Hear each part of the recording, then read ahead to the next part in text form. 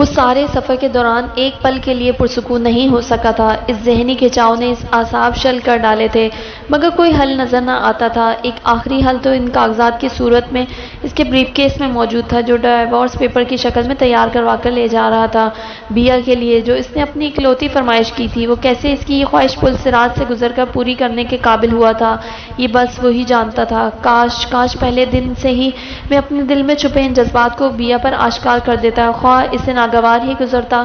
جس طرح آہستہ آہستہ وہ ناموافق ماحول میں رہنے کی عادی ہوتی چلی گئی، اسی طرح میرے جذبات بھی اس کے دل پر خواہ ہولے ہولے صحیح اثر کر ہی جاتے، مگر میں نے تو ان جذبات کو سیپ کے موتی کی طرح سخت بول جیسے نظر انداز کر دینے والے رویے کے پیچھے چھپا کر رکھا، اچھے حالات سے مشروط کر کے۔ جب میں بیا کے لیے سب سہولتیں حاصل کر لوں گا، پھر ان موتیوں جیسے سچے آبدار کھرے جذبات کو اس کے سامنے کھول کر رکھ دوں گا۔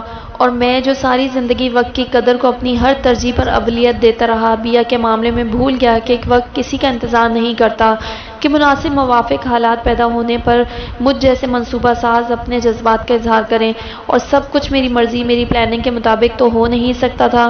وہ انتظار کرتے کرتے تھک گئی اور بری طرح سے مجھ سے متنفر ہو گئی کہ پھر میرے ہلکے پھلکے اظہار محبت اس کی معمولی سی توجہ بھی حاصل نہ کر سکے۔ اب میرے پاس اس کو دینے کے لیے سب کچھ ہے سوائے گزرے وقت کے، جب اس سے میری محبت کی سخت ضرورت تھی، اور اب میں چاہوں بھی تو اسے یقین نہیں دلا سکتا، اور زبردستی جانوروں کو باندھا جا سکتا ہے، انسانوں کو نہیں۔ اور پھر میاں بیوی کے رشتے دو طرفہ محبت، ضرورت اور احساس ہی سے باندھ سکتا ہے، سمجھوتا یا مجبوری نہیں۔ اور ہم دونوں کے بیچ اب کچھ بھی نہیں بچا۔ ٹیکسی گھر کے آگے رکنے تک وہ انہی الجھی ہوئی بے تکی سوچوں میں الجھتا پریشان ہوتا رہا۔ بارش ہو رہی ہے؟ ٹیکسی رکنے پر اس نے چونک کر باہر دیکھا۔ جب وہ ایئرپورٹ سے ٹیکسی میں بیٹھا تھا اس وقت تو بارش نہیں ہو رہی تھی۔ اچھا تم رکو، میں ذرا گیٹ کھلوا لوں، پھر سامان اترواتا ہوں، اس نے ٹیکسی ڈرائیور سے کہہ کر دروازہ کھولا اور تیز بارش کی بوچھار سے بچتا بچاتا گیٹ تک پہنچ کر بیل بجانے لگا۔ کتنی دیر تک بیل بجانے کے باوجود کوئی باہر نہیں آیا تھا۔ یہ انجام ہوتا ہے مسٹر رافع سرپرائز دینے کا۔ اب بھگ تو اسے خود پر غصہ آنے لگا۔ 2-3 بار مزید بیل بجانے کے بعد وہ دوبارہ ٹیکسی میں آ بیٹھا۔ کمال ہے، سب کدھر چلے گئے؟ امی تو جاگ ہی رہی ہوتی ہیں، اور ابھی تو 10 بھی نہیں بجے۔ گاڑی میں بیٹھ کر پہلے وہ گھر پر فون ٹرائی کرتا رہا، پھر ابیہ کے موبائل پر، مگر کہیں سے کوئی رسپانس نہیں مل رہا تھا۔ آخر تھک کر اس نے ولید کے موبائل پر کال کی۔ ہاں رافع، ہم سب ادھر ہسپتال میں ہیں، عارفہ تائی کی طبیعت ٹھیک نہیں، پھپھو بھی ادھر ہی ہیں، تم فی الحال ادھر ہی آ جاؤ۔ ولید نے اسے ہسپتال کا پتہ بتاتے ہوئے آنے کو کہا تو اس نے گہرا سانس لیتے ہوئے ٹیکسی والے کو چلنے کو کہا۔ اسے نہیں پتا تھا کہ عارفہ مامی کی طبیعت اس قدر خراب ہوگی۔ سب ہی کے رنگ اڑے ہوئے تھے۔ سامان ایک طرف رکھ کر وہ سعدیہ بیگم کے پاس ہی بیٹھ گیا۔ وہ اسے کہیں نظر نہیں آ رہی تھی، جس کی ایک جھلک دیکھنے کو کب سے بےتاب تھا۔ نہ جانے کیسی جھجک تھی کہ وہ کسی سے بھی اس کے بارے میں پوچھ نہ سکا۔ بیا تو گھر میں ہی ہوگی، اس نے دروازہ کیوں نہیں کھولا؟ 9 بجے کے قریب تو ادھر سے گئی تھی، میں سمجھی گھر چلی گئی ہے۔ چند لمحوں بعد سعدیہ بیگم بولی تو وہ حیران نظروں سے انہیں دیکھنے لگا۔ گھر پر تو کوئی بھی نہیں تھا۔ جملہ اس کی نوکے زبان پر آتے آتے رک گیا۔ اس طوفانی بارش میں اور رات کے وقت ماں کی حالت دیکھ کر بھلا وہ گھر کیوں جائے گی؟ وہ امی سے پوچھنا چاہ رہا تھا مگر پوچھ نہ سکا۔ اضطراب میں وہ ایک دم سے اٹھ کھڑا ہوا۔ میں عشاء کی نماز پڑھاؤں، دیر ہو رہی ہے، تم بیٹھو ادھر، سعدیہ بیگم کہتے ہوئے برآمدے کے آخر میں بنے جائے نماز کی طرف بڑھ گئیں۔ ڈاکٹر صاحب سے میں ذرا پتہ کر آؤں کہ کیا کنڈیشن ہے؟ ولید تھوڑی دیر بعد آہستگی سے بولا۔ ولید میں بھی تمہارے ساتھ چلتی ہوں۔ زویا بھی اس کے ساتھ چل پڑی۔ حارث ICU کی اکلوتی کھڑکی کے ساتھ کھڑا اندر زندگی اور موت کی جنگ لڑتی ماں کو دیکھے جا رہا تھا۔ سیل فون بجنے کی مدھم ٹیون نے رافع کو اپنی پریشان سوچوں سے چونکایا تھا۔ سامنے صوفے پر ولید کا موبائل پڑا تھا، جاتے ہوئے شاید وہ ادھر ہی بھول گیا تھا۔ رافع نے آگے بڑھ کر موبائل اٹھا لیا۔ وہ ولید میں بیا، please come to help me, میں ہوٹل کے کمرہ نمبر میں ہوں، میں یہاں لاکڈ ہوں، پلیز آ جاؤ، وہ ہچکیوں کے ساتھ روتے ہوئے کہہ رہی تھی اور رافع کے پیروں کے نیچے سے زمین نکل گئی۔ اسے بیا کی بات سمجھ میں نہیں آئی تھی مگر ہچکیاں سن کر اس کی سماعتوں میں آندھیاں سی چلنے لگی۔ وہ اس وقت ہوٹل کے کمرے میں کیا کرنے گئی ہوگی؟ اور ولید کو فون؟ اللہ کا شکر ہے چھوٹی تائی کی حالت اب خطرے سے باہر ہے، ڈاکٹرز کافی مطمئن ہیں۔ خطرہ تو ابھی ہے مگر پہلے سے कम, तुम्हारा आना मुबारक हुआ। इसी वक्त वलीद अंदर आते हुए बोला तो राफे ने चौंक कर हाथ में पकड़ा मोबाइल दूसरे हाथ में मुंतकिल करते हुए हाथ पुष्ट पकड़ लिया। तुम्हारे पास गाड़ी है ना? वो एकदम वलीद से बोला। हाँ है।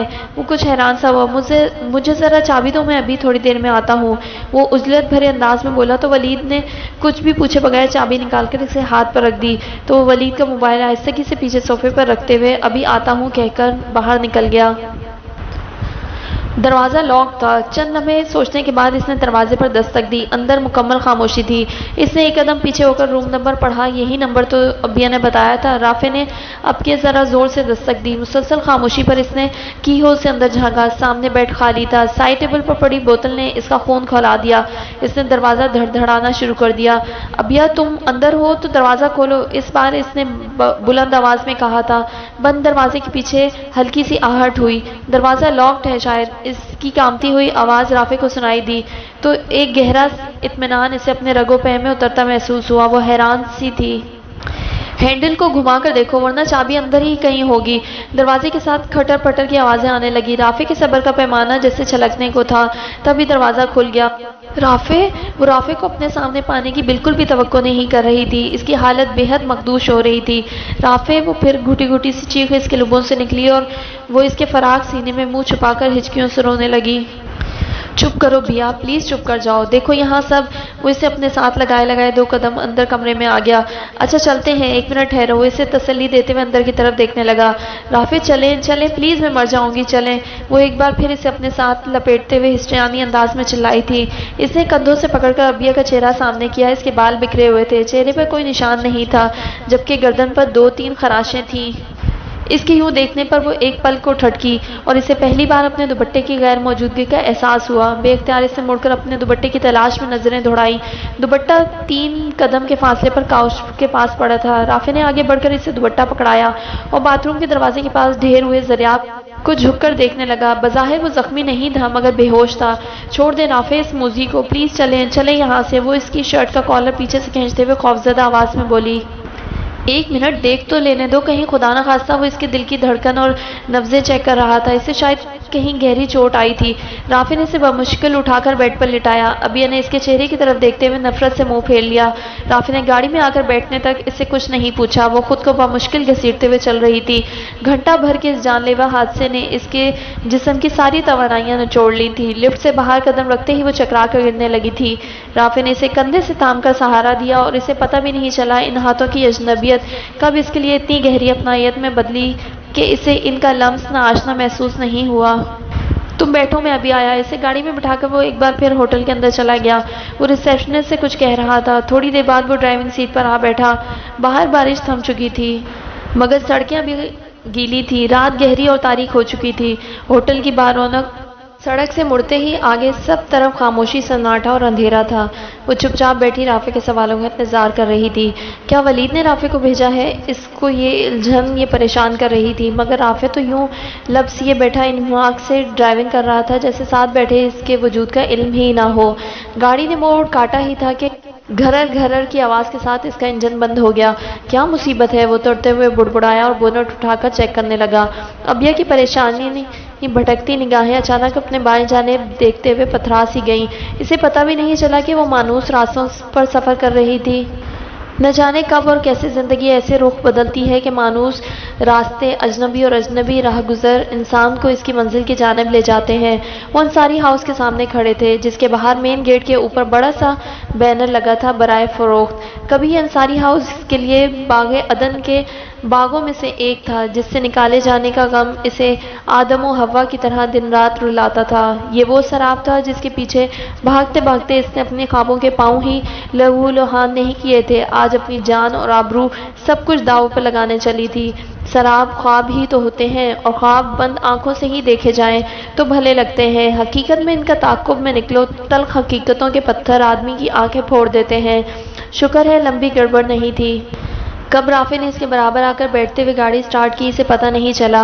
अब यह कि महवियत पर एक्सीलरेटर पर पड़ा इसका पाँव ज़रा सा पीछे हटा था। अंसारी हाउस पर लगे बराए फ़रोख्त के बैनर ने इसे ज़रा सा चौंकाया। फिर इसने गाड़ी आगे बढ़ा दी। ابیا کی محویت ٹوٹی تو ایک گہرا سانس لے کر اس نے گردن موڑ کر رافع کی طرف دیکھا۔ وہ ایک بار پھر گاڑی ڈرائیو کرنے میں محو ہو چکا تھا، اس کی موجودگی سے لا علم۔ ابیا کا جی چاہا وہ پھوٹ پھوٹ کر رونے لگے یا چلا کر اس سے پوچھے کہ وہ اس سے کچھ پوچھتا کیوں نہیں۔ وہ بے بسی سے اپنے گہرے احساس میں گرفتار لب کاٹتے ہوئے اپنے ہاتھ مسلنے لگی۔ تم فریش ہو آؤ پھر ہسپتال چلتے ہیں۔ وہ رافع کی آواز پر چونکی۔ ان کی گاڑی گھر کے آگے رکی تھی۔ یہ چابی لے لے، میں امی سے لے کر آیا تھا، اس نے چابی دیتے ہوئے کہا تو اسے گہری شرمندگی نے آ لیا۔ اس کے حلیے سے کوئی کیا کچھ نہیں اخذ کر سکتا تھا۔ اگر اللہ نے میرا پردہ رکھنا ہوتا تو یقیناً ولید کو بھیجتا۔ رافع کو بھیجنے کا مطلب اب جو بھی کچھ ہے میں رافع سے خود پوچھ لوں گی، اس نے کیا طے کیا ہے کیا نہیں۔ مزید شش و پنج کی حالت میں رہ کر مجھے ایک بار پھر ان وسوسوں کی سولی پر نہیں لٹکنا۔ وہ دل میں فیصلہ کرتے ہوئے دروازہ کھول کر باہر نکل گئی۔ اس کی گود سے کوئی چیز آہستہ آواز کے ساتھ نیچے گری تھی۔ پہلے رافع کا ارادہ بھی اندر جا کر تھوڑا فریش ہونے کا تھا، مگر نیچے گری اس چیز نے اسے گاڑی میں بیٹھنے رہنے پر مجبور کر دیا۔ مجھے اب اپنی زندگی کا کوئی بھروسہ نہیں۔ وہ دھوپ میں کرسی پر بیٹھی تھی اور بیا ان کی کمزور پنڈلیوں اور پاؤں پر زیتون کے تیل سے ہلکا ہلکا مساج کر رہی تھی۔ زویا ان کے پاس بیٹھی سیب کاٹ رہی تھی۔ ممی یہ کون سی نئی بات ہے، بیچاری اولاد آدم جیسے ہی پیدا ہوتی ہے، موت کا خوف اس کے بڑے ہونے کے ساتھ ہی بڑا ہو جاتا ہے۔ کبھی کبھی تو مجھے بھی یہ محسوس ہوتا ہے کہ ابھی حضرت ملک الموت میرے سامنے آئے اور زویا بیوی مرحومہ ہوئی کہ ہوئی۔ وہ سیب کی پتلی پتلی کاشوں پر نمک اور کالی مرچیں چھڑکتے ہوئے مزے سے بولی، ہر وقت اول فول نہ بکا کرو، اس بار تو شاید تم دونوں کی دعائیں مجھے کھینچ لائیں، مگر اب مزید انتظار۔ میں نے تمہاری چچی اور چچا کو آج شام بلوا لیا ہے شادی کی ڈیٹ فکس کرنے کے لیے۔ تمہاری پھپھو تو تھوڑی دیر میں آنے والی ہیں، ان سے کچھ مشورہ کرنا ہے۔ اور ممی اللہ کا خوف کھائیں، ابھی آپ کو اسپتال سے ڈسچارج ہوئے 1 ہفتہ ہوا ہے اور آپ ڈھول دھماکے کا پروگرام بنا رہی ہیں۔ زویا زور سے چیخی تھی۔ پھر وہی فضول بکواس، تم اٹھو اور جا کر کچن دیکھو، میں بیا سے بات کر لیتی ہوں۔ انہوں نے باقاعدہ ہاتھ پکڑ کر اسے اٹھا دیا۔ ماشاء اللہ ممی جی، کیا سیانہ بندہ ڈھونڈا ہے آپ نے مشورے کے لیے۔ وہ بیا کی سنجیدہ شکل دیکھ کر ہولے سے مسکراتے ہوئے بولی، اس سے تو اچھا ہے آپ کو یہ سامنے والی دیوار مشورہ دے دے، نہ دیوار نے آگے سے ہوں ہاں کرنا ہے نہ انکار، اس طرح بیا بی نہ ہاں کریں گی نہ۔ وہ جاتے جاتے اسے چڑھا گئی۔ ٹھیک کہہ رہی ہے زویا۔ بیا مجھے بتاؤ بیٹا مسئلہ کیا ہے، کیوں اس قدر گمسم سی ہو، پریشانی کیا ہے؟ پہلے میں سمجھی شاید رافع کے ساتھ تمہاری کچھ گڑبڑ ہے، مگر جس دن سے ہوش آیا ہے رافع سے ملی ہوں تو اپنی ہی نظر لگ جانے کے ڈر سے اسے جی بھر کر دیکھتی بھی نہیں کہ میرے رب نے میری معصوم بیٹی کا ایسا وجیز سمجھدار جوڑ بنایا ہے۔ سعدیہ تو تم پر جان چھڑکتی ہیں، اور گھر میں کون ہے جس سے تم پریشان ہو؟ وہ اسے ہاتھ پکڑ کر اپنے پاس بٹھاتے ہوئے سنجیدگی سے پوچھنے لگی۔ ممی ایسی کوئی بات نہیں، بس یوں ہی آپ کی بیماری نے مجھے خوفزدہ کر دیا ہے، خدا نخواستہ اگر آپ کو کچھ ہو گیا تو۔ آپ نے ٹھیک فیصلہ کیا ہے زویا کی جلد سے جلد شادی کر دینے کا۔ ممی ہم بیٹیاں بہت کمزور بہت بزدل ہوتی ہیں، اور خود سے کوئی فیصلہ کم از کم میں تو درست نہیں کر سکتی۔ میں نے تو اپنا ہی تجربہ کیا ہے ممی، مجھے نہ انسانوں کی پہچان ہے نہ اپنی۔ دوسروں کو جاننے پرکھنے کا انسان تب دعویٰ کرے جب وہ خود کو سمجھ لے، اور اس دنیا کا سب سے مشکل کام اپنے آپ کو سمجھانا ہے۔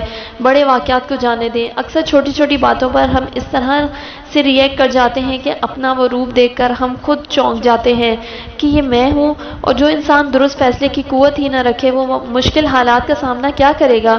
وہ نہ جانے کیا کہے جا رہی تھی، عارفہ بیگم کو سمجھ نہ آئی۔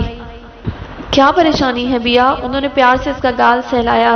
ممی مجھے لگتا ہے میرے اعصاب بہت کمزور ہو گئے ہیں، اور اب مزید کوئی بھی بات کوئی صدمہ کچھ برداشت نہیں کر سکوں گی۔ ممی مجھے بہت ڈر لگ رہا ہے۔ وہ ان کے کندھوں پر سر رکھ کر سسکنے لگی۔ کیا رافع نے کچھ کہا ہے؟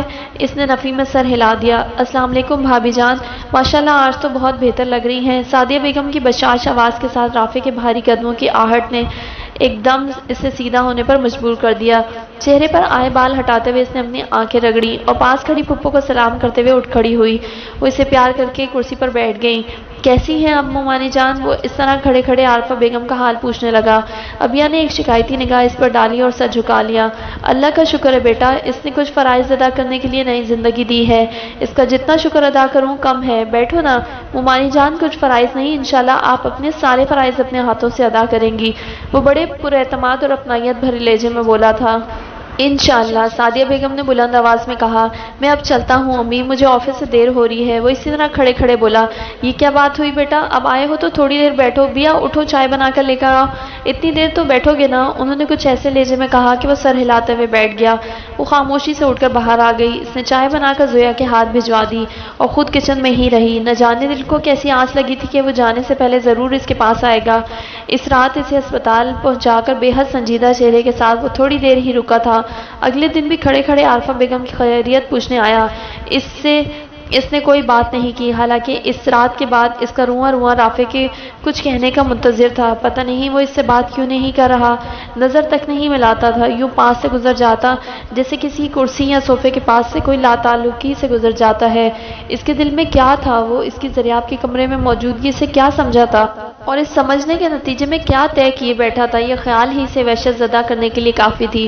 وہ اپنی بریت ثابت کرنے کے لیے نہ اس کے پاس الفاظ تھے نہ کوئی گواہ۔ ابھی تو وہ خاموش تھا، مگر جب بولے گا، اس سے پوچھے گا تو وہ کیا کہے گی، کیسے اپنی صفائی پیش کرے گی؟ یہ خیال آیا تو اس کی خاموشی ہی غنیمت لگتی۔ لیکن آخر کب تک؟ کوئی کب تک انتظار کی سولی پر لٹک سکتا ہے؟ وہ اس سارے قصے کو آر یا پار کیوں نہیں کرتا؟ وہ یوں ہی برتن ادھر ادھر اٹھا کر رکھتی رہی۔ اپنی الجھی ہوئی سوچوں سے باہر آئی تو رافع کے قدموں کی گونجدار چاپ بیرونی دروازے کی طرف بڑھ چکی تھی۔ اس کا جی چاہا اپنا سر دیوار کے ساتھ دے مارے۔ یہ آخر اب مجھ سے کون سا کھیل کھیلنا چاہتا ہے؟ میری بے بسی کا مزہ لے کر سنگ دل انسان، پہلے بے بسی پھر تیش نے اسے آ لیا۔ وہ زور زور سے برتن پٹکنے لگی۔ ارے ارے بیا، یہ برتن ہمارے اپنے ہیں، کرائے کے یا ہمسایوں کے نہیں، کچھ تو خیال کرو۔ اسی وقت زویا داخل ہوئی تھی۔ اس نے زویا کی بات سن کر اپنے ہاتھ میں پکڑی پلیٹ زور سے سنک میں دے ماری۔ آنکھوں میں امڑتی نمی کو پیتی بھاگتے ہوئے باہر نکل گئی۔ اسے کیا ہوا؟ وہ اس کی یوں بھاگنے پر حیران سی سوچتی رہ گئی۔ زویا اور ولید کے نکاح اور رخصتی کی تاریخ محض 15 دن کے بعد کی رکھی گئی تھی۔ حالانکہ اس نے عارفہ بیگم سے کہا بھی کہ اتنی جلدی بھلا تیاری کیسے ہوگی، پھر وہ بھی ابھی پوری طرح سے صحت مند نہیں ہوئی۔ تیاری کے لیے تو تمہارے چچا چچی نے صاف منع کر دیا ہے کہ انہیں فرنیچر، مشینری اور اس طرح کی دوسری چیزوں میں سے کچھ بھی نہیں چاہیے۔ ان کے گھر میں سب کچھ موجود ہے۔ ولید نے بھی ابھی 2 ماہ پہلے اپنا کمرہ فرنش کروایا ہے، اس لیے فرنیچر کے نام پر تو ایک بیڈ بھی نہیں انہیں چاہیے۔ رہے کپڑے اور زیور تو وہ اس کے لیے بھی منع کر رہے تھے، مگر اتنا تو بہرحال ہم کریں گے، اور دیکھنا جیسی تیاریاں شروع ہوں گی میری بیماری کیسے غائب ہو جائے گی۔ میں تو ایک ایک سانس میں 1000 بار شکر ادا کر رہی ہوں کہ اپنے ہاتھوں سے اپنی بیٹی کو رخصت کر سکوں۔ ممی، آپ کو یہ سب ابھی اتنی جلدی نہیں کرنا چاہیے تھا، ابھی آپ مکمل طور پر ٹھیک بھی نہیں ہوئی، پھر آپ کے پاس کون رہے گا بھلا؟ زویا سنجیدگی سے اس کے پاس بیٹھتے ہوئے بولی۔ میں جو ہوں ممی کے پاس، تمہیں فکر کرنے کی ضرورت نہیں۔ اس کے منہ سے اچانک نکلا تھا، شادی تک نا، اس کے بعد تو تم بھی چلی جاؤ گی۔ پھوپھو نے تمہیں یہاں اسی لیے تو رہنے دیا ہے شاید۔ زویا کے شاید نے بیا کے دل میں جلتا دیا جیسے بجھا دیا۔ پھوپھو ہر دوسرے تیسرے دن چکر لگاتی تھی، آتے جاتے اسے اسی لگاوٹ سے پیار کرتی، مگر ساتھ چلنے کو ایک بار بھی نہیں کہتی۔ پتہ نہیں ان ماں بیٹے نے کیا طے کر رکھا ہے۔ اسے اب اس خیال سے ہی کوفت ہونے لگی تھی۔ اور ممی پلیز میرے لیے بکس بھر بھر کپڑے اور دیہاتی عورتوں کی طرح ڈھیر سارے بھاری زیورات نہ بنائیے گا، بس میری پسند کے اسٹائلش 3-4 جوڑے اور ہلکی سی جولری بس۔ وہ اپنے خیالوں سے چونکی تو زویا کو کہتے سنا، اور وہ خود کتنے دن تک اس بات کا سوگ مناتی رہی تھی کہ ممی نے اسے خاندانی دستور اور رسوم کے مطابق ٹرک بھر کر جہیز نہیں دیا، بس تھوڑا سا زیور، 2 سوٹ کیس کپڑوں کے اور چیک بک کی صورت بوجھ گلے سے اتار پھینکا۔ اور یہ زویا، کیا واقعی میرے بہت سے غم، بہت سی محرومیاں خود ساختہ تھی؟ وہ قدم قدم پر خود احتسابی سے گزر رہی تھی۔ میں واقعی بدل گئی ہوں، زویا ٹھیک کہتی ہے، اس نے آخر میں خود ہی اعتراف کر لیا۔ اور ممی جی، آپ ہی تو کہتی ہیں کہ ٹرک بھر جہیز لے جانا بھی کوئی کامیاب شادی کی ضمانت نہیں، تو پھر اتنے تردد کی بھلا کیا ضرورت؟ زندگی تو لوگوں کے ساتھ گزارنا پڑتی ہے، چیزوں کے ساتھ تو نہیں۔ زویا کی آواز ایک بار پھر اس کے کانوں میں پڑی۔ روشی کیا لے کر گئی تھی اور کتنی خوش ہے وہ؟ میں تو پھر بھی شاندار خاندانی بیک گراؤنڈ جہیز کے نام پر اچھا خاصا سونا پیسہ لے کر آئی تھی۔ یہ ہے میری کامیاب زندگی؟ ڈھیر ساری اداسی نے پھر اسے گھیر لیا۔ وہ ان دونوں کو باتیں کرتا چھوڑ کر چپکے سے اٹھ کر باہر آ گئی۔ یہ تو بھائی سراسر زیادتی ہے، हर कोई मेरी बनी संवरी दुल्हन को देखने के बजाय किसी और की पुरानी दुल्हन को देखे जा रहा है। उठाओ भई ये अबिया बीबी को मेरी दुल्हन के पहलू से। वो जो जोया के सजे संवरे शर्माए शर्माए रूप को निगाहों के रस्ते दिल में उतारती इसकी तरफ झुकी, इसकी तारीफ कर रही थी। वलीद के अचानक आवाज़ पर एकदम से सीधी हुई थी। वो जोया की दूसरी तरफ बैठा बड़े मायने खेज अंदाज में इसकी तरफ देख रहा था। अबिया ने इसे घूर कर देखा। क्या कह रहे थे तुम? वो एकदम ही सब इसकी तरफ मुतवज्जा हुए थे। भाई अभी मूवी वाले से कह रहा था कि मेरी दुल्हन के अच्छे अच्छे क्लोजअप लेना, ये दिन कोई बार बार थोड़ी आता है। तो कहने लगा अच्छा जी ले लेंगे, पहले ये जो हसीन चेहरा हमारे कैमरे के फोकस में आ रहा है पहले इसके तो चंद अच्छे अच्छे क्लोजअप महफूज कर लें। अब बोलो ये ज्यादती है कि नहीं? वो अबिया के घूरने की परवाह किए बगैर इसी डिटाई से बोला तो वो गुस्से में उठकर जाने लगी। बिया तुम वलीद की बातों को बुरा ना मानो, वो यही तो चाह रहा है कि तुम्हें गुस्सा आया और तुम इससे लड़ो। जोया इसका हाथ पकड़कर उठने से रोक दिया था। गोल्डन और ब्राउन बनारसी फूलों वाली खूबसूरत साड़ी में वो कैसी लग रही थी इसका अंदाजा इसे खुद भी था, मगर इस तरह सब इसकी तरफ मुतवज्जा हो जाएंगे ये इससे अच्छा नहीं लग रहा था। जिसकी नज़रों में वो अच्छा लगना चाह रही थी वो तो शायद इसकी तरफ देखना ही भूल गया था। मेहंदी और बारात में कई बार ऐसे मौके आए कि वो बनी सवरी खुशबुओं में बसी इसके बिल्कुल आसपास से गुजरती रही और वो किसी पत्थर के बुत की तरह अनजान बना रहा। हालांकि कई बार इसे एहसास हुआ कि इसका चेहरा मुस्तकिल किसी की नज़रों में है। वो इन नज़रों की तलाश में जब इसकी तलाशती प्यासी निगाहें राफे के चेहरे पर आकर ठहरती तो वो पहले की तरह बिल्कुल अजनबी होता। अब तो इसे अपनी ठीक ठाक इंसान महसूस होने लगी थी और वो फैसला कर चुकी थी कि शादी के हंगामे सर पड़ते ही खुद खुला के लिए दरख्वास्त दे देगी। राफे का अनजान रवैया इसे बहुत कुछ समझा चुका था। इससे पहले कि वो इस पर कोई घटिया इल्ज़ाम लगाकर इसे ठोकर मारे वो खुद क्यों ना पहल कर डाले, और अब वो इतनी बहादुर ज़रूर हो गई थी कि ये सब कुछ कर सकती थी। अब बैठो ना बिया, फरियाल ने इसे बैठने को कहा। नहीं थैंक्स, अब तुम बैठो अपनी भाई भाभी जान के पास, इसने वली की तरफ देखते हुए जताने वाले अंदाज में कहा तो वो आंख दबा कर हंस पड़ा। हाँ भाई इन्हें बहुत जल्दी है, जाने दो इन्हें किसी और की जान बनने। पास से गुजरते हुए इसने वलीद की सरगोशी सुन ली थी। कोई और मौका होता तो वाकई पाँव से सैंडल उतार लेती। फुप्पो और चिट्ठी के साथ बैठी बातों में मगन थी। वो चुपके से इनके पास से गुजरती पंडाल के हुजूम से बाहर निकल आई। लश ग्रीन लॉन के दरमियान में बहुत खूबसूरत स्विमिंग पूल बना हुआ था जिसमें साफ शफाफ पानी हिलकोरे लेता सफ़ेद रोशनी को मुख्तलिफ रंगों में तकसीम कर रहा था। वो पूल के किनारे चलती एक तरफ बनी रेलिंग से टेक लगाकर खड़ी हो गई। बाहर अच्छी खासी खुनकी थी मगर आसमान बिल्कुल साफ था, तारों भरा गहरा नीला आसमान। वलीद और जोया कितने खुशकिस्मत हैं जो चाहा सो पा लिया। अल्लाह इन दोनों की खुशियाँ और मोहब्बत यूं ही कायम और दायम रखे। इसका दिल किसी और बात के गम में निढाल हुआ जा रहा था और वो अपने ख्यालात की रोह किसी और की जानिब मोड़ने की कोशिश कर रही थी। वो जो पिछले चंद दिनों में खूब ज़ोरों शोर से कहे जा रही थी कि जोया के बाद मम्मी के पास रहेगी, वलीद और जोया ने चचा जान के साथ मिलकर चुपके से इसका भी हल ढूंढ लिया था। मम्मी के बिल्कुल साथ वाला घर चचा जान ने खरीद लिया था। दोनों घरों की पिछली दीवार गिराकर बीच का रास्ता बना लिया गया था और आरफा बेगम ने ये घर किस तरह खरीदा इसका इल्म भी इसे कल ही हो सका। वो इस बात पर सबसे खूब झगड़ना चाह रही थी कि इसे किसी भी बात से बाखबर नहीं रखा जाता, मगर शायद इसे अपने ख्यालों से ही निजात नहीं मिलती जो इर्द गिर्द की खबर रख सकती। आरफा बेगम ने अपना सारा जेवर बेच डाला था। जोया ने अपने लिए महफूज रखी गई सारी रकम और जेवर भी मम्मी को दे दिया था। कुछ चचा जान ने रकम दी थी और ये घर खरीद लिया गया था। ताया जान ने तो हिस्से के नाम पर इनको सिर्फ 2.5 लाख रुपए दिए थे जो उन्होंने कोई भी शिकवा किए बगैर रख लिए थे कि बहरहाल एक छत इन्हें चाहिए थी। इनकी बेटियां ससुराल से आए तो माँ के घर का दरवाज़ा खुला मिले। जोया ने मम्मी की असल गमगुसार बेटी होने का हक अदा किया है और मैं क्या करूं? मुझे तो अपने गम पुप्पो कैसी दूर दूर सी हो गई हैं, बिल्कुल अनजान। शायद किसी ने इसे आवाज़ दी थी। वो गहरा सांस लेते हुए पलट कर जाने लगी कि एकदम पीछे से किसी ने इसका हाथ पकड़कर अपनी तरफ खींचा था। वो जहनी और जिस्मानी तौर पर इसके लिए तैयार नहीं, सो इसी झटके में खींचने वाले की तरफ खिंचती चली गई।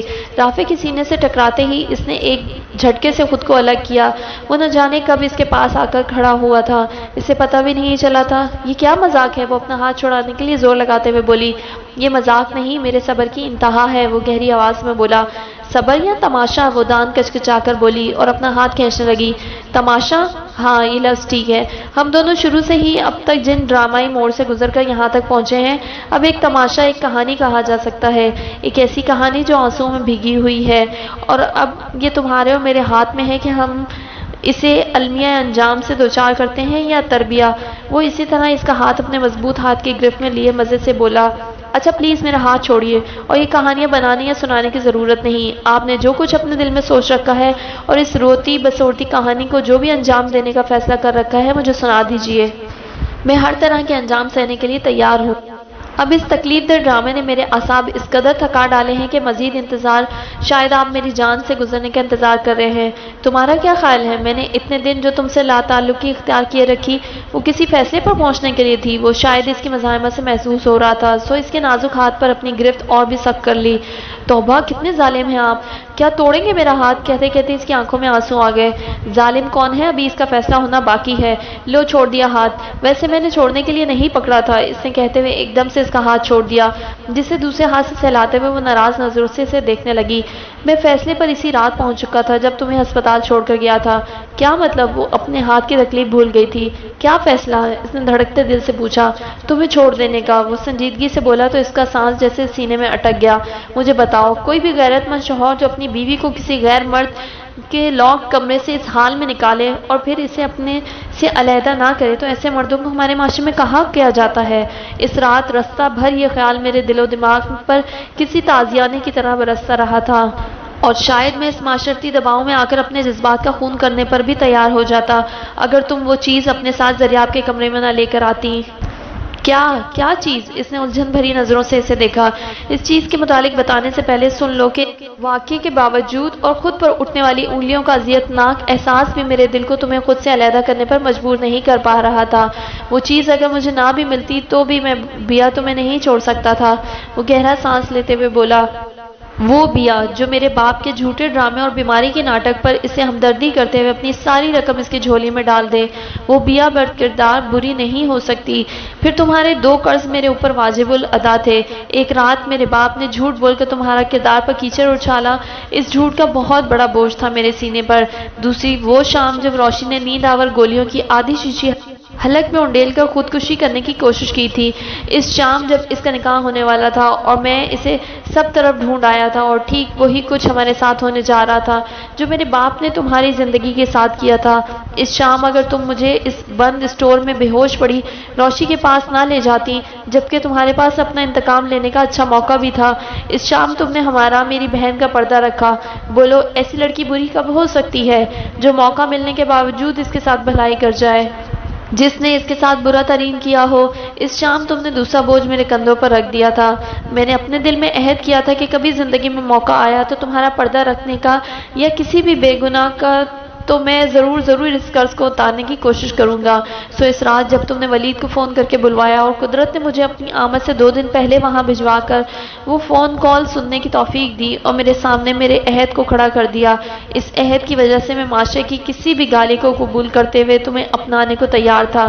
میں زویا کی شادی کے فوراً بعد تمہیں لے جانا چاہتا تھا، تم سے کچھ بھی سوال جواب کیے بغیر کہ میرے عہد نے مجھے اس کا پابند کر دیا تھا۔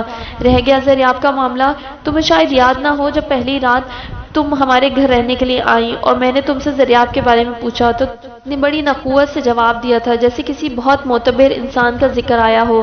زریاب کی ان ساری حرکات کا مجھے چند دن پہلے علم ہو چکا تھا اور میں تمہیں وہی بتا کر خبردار کرنا چاہتا تھا۔ میں نے کہا تھا کہ اگر میں تمہیں کچھ بتاؤں تو تم یقین نہ کرو گی، تو تم نے بڑی رکھائی سے کہا تھا کہ یقین کرنا یا نہ کرنا میرا مسئلہ نہیں، تمہیں بتاؤں۔ اس لمحے مجھے اندازہ ہوا تھا کہ مجھے یہ سب باتیں بتانے کا کوئی فائدہ نہیں ہوگا کیونکہ تم یقین نہیں کرو گی، الٹا اسے میرے حسد پہ محمول کرو گی، اس لیے میں نے کچھ نہیں بتایا تھا۔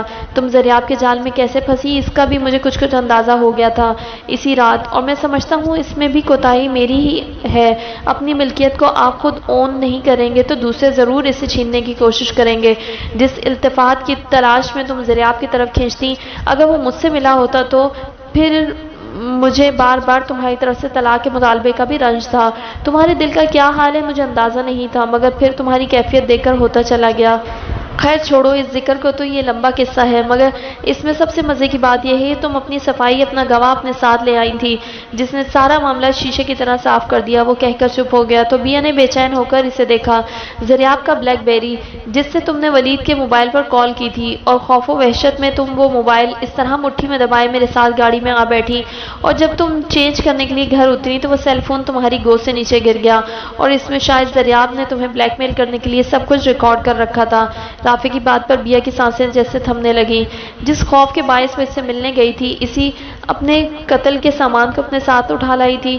تف ہے میری بے وقوفی اور حماقت پر، مجھ سے احمق لوگوں کو یقیناً ایک خوشگوار اور کامیاب زندگی پر کوئی حق نہیں ہوتا۔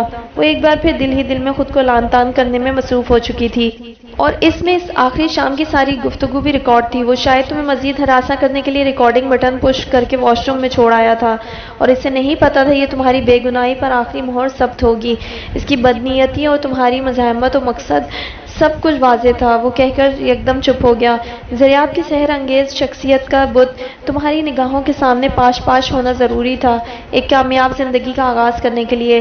بیا کو کافی دیر کے بعد جیسے اس جملے کی بازگشت اپنے کانوں میں سنائی دی۔ تو تمہیں سب کچھ معلوم ہو چکا تھا، میری بے گناہی بھی اور زریاب کی خباثت بھی؟ وہ بے یقینی سے دیکھتے ہوئے بولی۔ اس نے اس بات میں سر ہلا دیا۔ تو اتنے ڈھیر سارے دن جب آپ ادھر ادھر آتے رہے، میرے آس پاس پھرتے، اجنبی نظروں سے تکتے، منہ پھیرتے، آپ کو سب معلوم تھا؟ وہ کہتے ہوئے جارحانہ انداز میں اس کی طرف بڑھی۔ اس نے پیچھے ہٹتے ہوئے ایک بار پھر اس بات میں سر ہلایا۔ یعنی میری بے بسی کا مذاق اڑاتے رہے، مزہ لیتے رہے؟ وہ اب اس کے بالکل قریب ہو چکی تھی۔ اصل میں تمہارا حسن پرسوز و غمین تھوڑا رویا دھویا اتنا اچھا لگتا ہے جیسے چاند کے گرد ہالہ۔ تو میں نے سوچا، وہ معصومیت سے اقرار کرتے ہوئے بولا، تو میں نے سوچا کچھ دن اس رونی صورت کا نظارہ۔ غصے میں چلاتے ہوئے اس نے پوری قوت سے رافع کو پیچھے سوئمنگ پول میں دھکیلنے کی کوشش کی، مگر یہ الگ بات ہے کہ اس کے فولادی جسم کو نہ تو وہ پیچھے دھکیل سکی، الٹا اس کے بازوؤں کی مضبوط گرفت میں آ گئی۔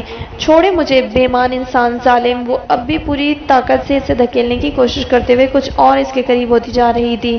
اسی لیے تو کہہ رہا تھا کہ اس سے زیادہ خود پر صبر کے بند نہیں باندھ سکتا۔ تمہیں سب کچھ بتا دیا تو پھر ایک پل کے لیے خود سے دور نہیں رکھ سکوں گا۔ کہاں تمہیں زویا کی شادی کے لیے رکنے دوں؟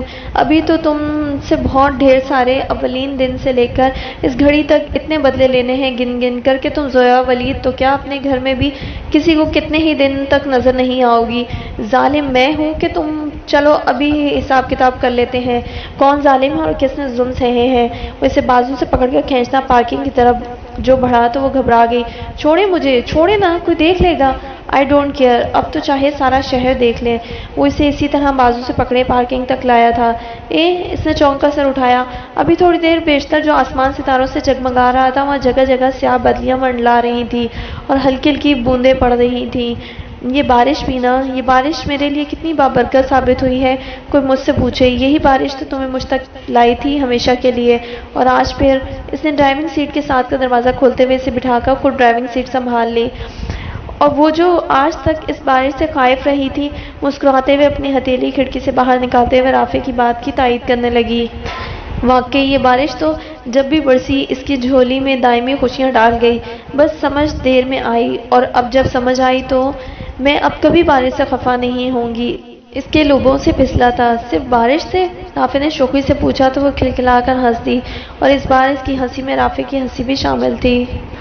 اسے معلوم تھا یہ بارش اس سے رلانے نہیں ہنسانے آئی ہے، اس کے من کی پیاس بجھانے۔ وہ کھڑکی سے باہر سر نکال کر بڑے شوق اور لگن سے بوند بوند برس اللہ کی اس رحمت کو دیکھنے لگی جو دو پیار کرنے والوں کو محبت کی بچھاڑ میں بھگونے میں بے تاب ہوئے جا رہی تھی۔ ختم شد۔